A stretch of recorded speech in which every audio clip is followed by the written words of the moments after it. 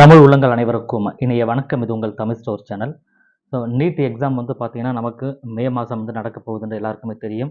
So அதற்கு உண்டான அடுத்தடுத்த அப்டேஷன் அடுத்தடுத்த விஷயங்கள் எல்லாமே ப்ராசஸும் நடந்துட்டு இருக்கு.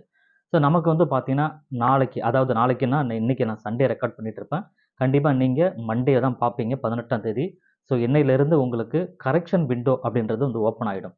ஸோ நீட்டோட அப்ளிகேஷன் யாரெல்லாம் போட்டிருக்கீங்களோ அவங்க எல்லாருமே வந்து ஏதேனும் தவறுகள் ஏதாவது செஞ்சுருந்தீங்கன்னா 100% எந்த இடத்துல நீங்கள் தவறு செஞ்சிருந்தாலுமே அதை நீங்கள் சரி பண்ணுறதுக்கு உண்டான ஒரு மிகப்பெரிய வாய்ப்பு, சந்தோஷமான வாய்ப்புன்னு கூட சொல்லலாம். ஸோ அதை வந்து நமக்கு வந்து இப்போ அப்ரூவல் பண்ணி கொடுத்துருக்காங்க. அது வந்து மண்டேவான எண்ணெயிலிருந்து கரெக்ஷன் விண்டோ 18, 19, 20 இந்த 3 நாளைக்கு அவைலபிள் இருக்குது. எந்த கரெக்ஷனுமே நீங்கள் எதை நினைச்சாலுமே அது வந்து பாசிபிள். சரிங்களா? நீங்கள் கரெக்ஷன் பண்ணிக்க முடியும். So mail ID, phone number தவிர மீது எல்லாமே நீங்கள் கரெக்ஷன் பண்ணிக்கலாம். ஸோ இது ஒரு அப்டேஷன் உங்களுக்கு தெரியும்.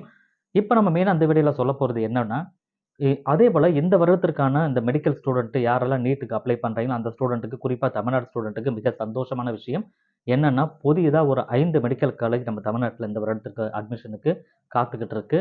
என்எம்சி வந்து ஒரு பர்மிஷன் கொடுத்துருக்காங்க. கண்டிப்பாக வந்து இந்த வருடம் வருவதற்கான வாய்ப்புகள் நிறையவே இருக்குது. சரிங்களா? ஸோ நீங்கள் வந்து பார்த்தீங்கன்னா, அது எந்தெந்த காலேஜ் அப்படின்ற டீட்டெயில் இந்த வீடியோவில் நான் உங்களுக்கு சொல்கிறேன். இந்த 5 மெடிக்கல் காலேஜ் நான் சொன்ன இந்த 5 மெடிக்கல் காலேஜ் நமக்கு வந்தது அப்படின்னு சொன்னா, கிட்டத்தட்ட ஏற்கனவே இருக்கிற மெடிக்கல் சீட்ல இருந்து இந்த வருடத்திற்கு புதியதாக ஒரு கிட்டத்தட்ட ஒரு 750 மெடிக்கல் காலேஜ் மினிமம். நான் சொல்றது மினிமம் வந்து 750 மெடிக்கல் சீட் வந்து நமக்கு கிடைக்கும். அப்போ ஏற்கனவே ஒரு 5050 கிட்ட நியர்பை இருக்கு. ஸோ அதுல ஒரு 750 அப்படின்னு சொன்னா கிட்டத்தட்ட நிறைய ஸ்டூடெண்ட் வந்து பெனிஃபிட் வந்து கண்டிப்பா இதுல அடைவாங்க. அது ஒரு சந்தோஷமான செய்தி தான் நமக்கு. சரிங்களா? இந்த சந்தோஷமான செய்தி எந்தெந்த டிஸ்ட்ரிக்ட்ல வந்து நமக்கு வரப்போகுது அப்படின்றத நான் உங்களுக்கு சொல்றேன். ஸோ பெரும்பாலும் வந்து பார்த்தீங்கன்னா, உங்களுக்கு தெரியும் Kalasalingam medical university, Kalasalingam university அப்படின்றது உங்களுக்கு இருக்கு தெரியும் தமிழ்நாட்டில். இந்த கலசலிங்கம் இவங்க வந்து மெடிக்கல் காலேஜுக்கு அப்ரூவல் வந்து கேட்டிருக்காங்க. என்எம்சி பர்மிஷன் கொடுத்துருக்காங்க. ஸோ அது ஒன்று. அதே போல் தக்ஷசீலா அப்படின்னு சொல்றது. இந்த தக்ஷசீலா வந்து விழுப்புரம் டிஸ்ட்ரிக்ட் தான், இது விழுப்புரம் தாலுக்கில் இருக்கிற ஒரு ஒரு college. So Takshashila medical college அப்படின்றதும் வந்து இந்த வருடத்திற்கு உண்டான நமக்கு வந்து வரப்போகுதா சொல்லியிருக்காங்க. ஸோ இது வந்து அந்த லிஸ்ட்டு என்எம்சி வெளியிட்ட அந்த பிடிஎஃப் இருக்கு. அதில் டோட்டலாக 112 மெடிக்கல் காலேஜ் நமக்கு இந்தியாவில் வரப்போகுதுன்னு சொல்லியிருந்தாங்க. அந்த 110ல் கிட்டத்தட்ட தமிழ்நாட்டில் ஒரு 5 மெடிக்கல் காலேஜ் நான் சொன்னேன். ஃபஸ்ட்டு தக்ஷசீலா ஒன்று, இன்னொன்று கலசலிங்கம் அப்படின்னு நான் சொன்னேன். ஸோ இந்த யூனிவர்சிட்டி கீழே வந்து மெடிக்கல் காலேஜ் வந்து இந்த வருடம் வரப்போகுது.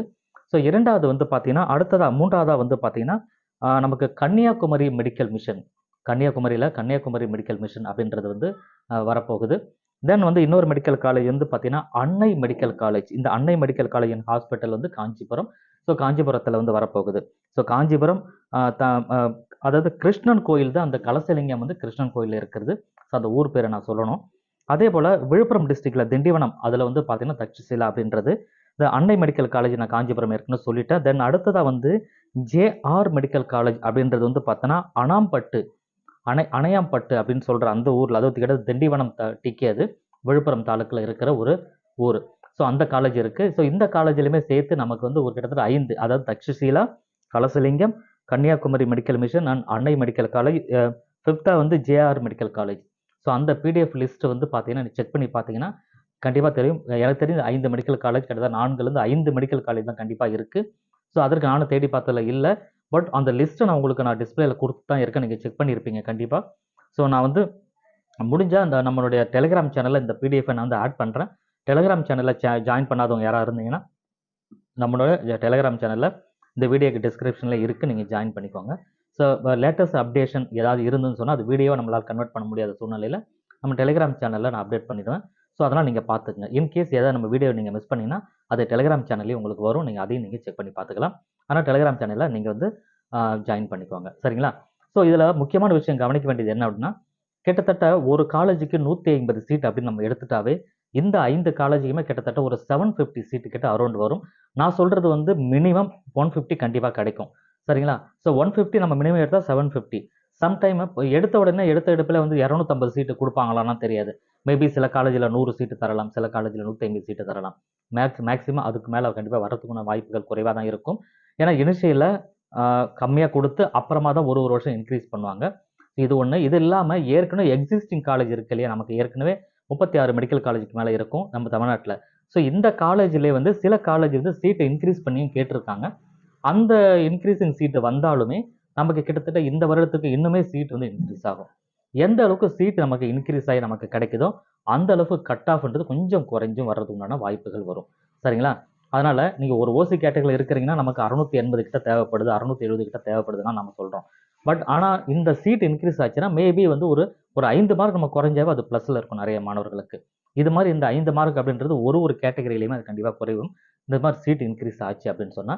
பட் இன் ஃபியூச்சர்ல நமக்கு தெரியும். இன்னும் போக போக எது எக்ஸாக்ட்டா இருக்கு, எவ்வளோ சீட் அலாட் பண்றாங்கிற விஷயங்கள்லாம் போக போக தெரிய வரும். ஸோ நீங்க அலர்ட்டா இருங்க. இப்போதைக்கு நீங்க தெரிஞ்சுக்க வேண்டிய விஷயம் என்னன்னா, இந்த மாதிரி விஷயங்கள் இருக்குன்றத நீங்க தெரிஞ்சுக்கிட்டீங்களா, இப்ப படிக்கிற வேண்டிய வேலைய மட்டும் நீங்க பார்த்தா போதும். ஸோ நீங்க ஃபுல் அண்ட் ஃபுல் அக்ரெசிவா படிங்க. அடுத்து வரப்போற ஒரு 1 1/2 மாசத்துக்கு எந்த அளவுக்கு நம்ம படிக்கணும், எப்படி படிக்கணும்ன்றத அடுத்த வீடியோல டீட்டெயிலா உங்களுக்கு சொல்றேன். தேங்க் யூ ஃபார் வாட்சிங். இந்த வீடியோவை ஷேர் பண்ணிக்கோங்க. Thank you.